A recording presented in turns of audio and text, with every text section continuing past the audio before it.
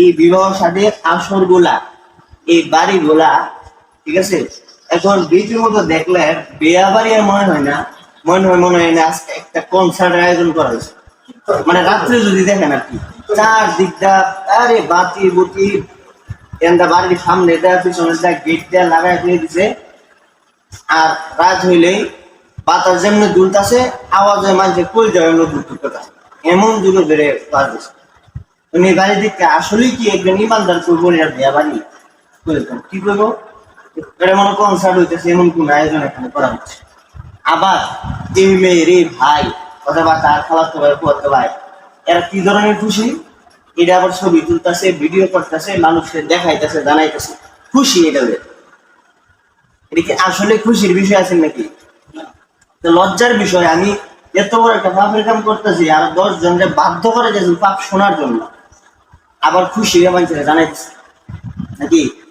তাহলে সে একা তো অপরাধী হইলই, আর 10 জনের পাপের বা তার কান জানিছে না।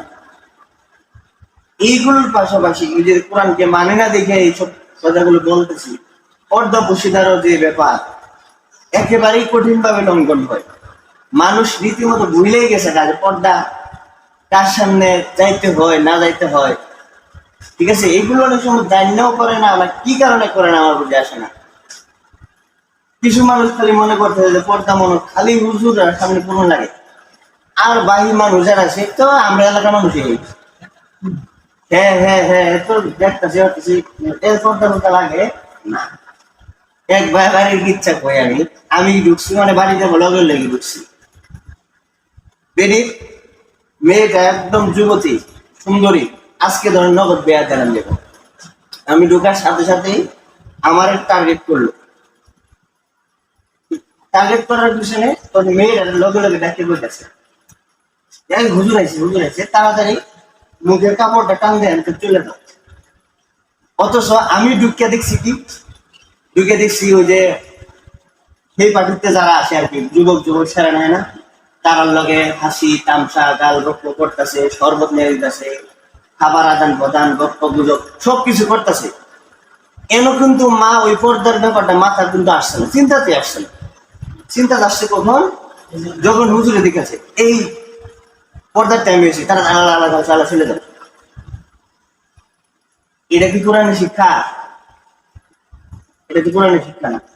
এই আচরণগুলো, এই কাজগুলো আমাদেরকে কতটা ধ্বংসের দিকে নিয়ে গেছে।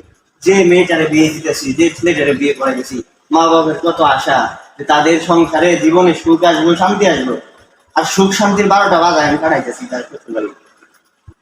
এইটা করে যদিও আমি সুখের আশা করি, সুখ দিব আল্লাহ। এত ঠেকা পড়ছে যে কই সুন্নত পদ্ধতি ছিল, কই একটা উত্তম পরিবার পরিকল্পনার একটা বিষয় ছিল, আর এটারে তোমরা গান্দা দুর্গন্ধময় বানায়া কি করলা, তারা এক জায়গায় পাঠাইলা। আর এদের মধ্যে আল্লাহ রহমত করতে দিল না।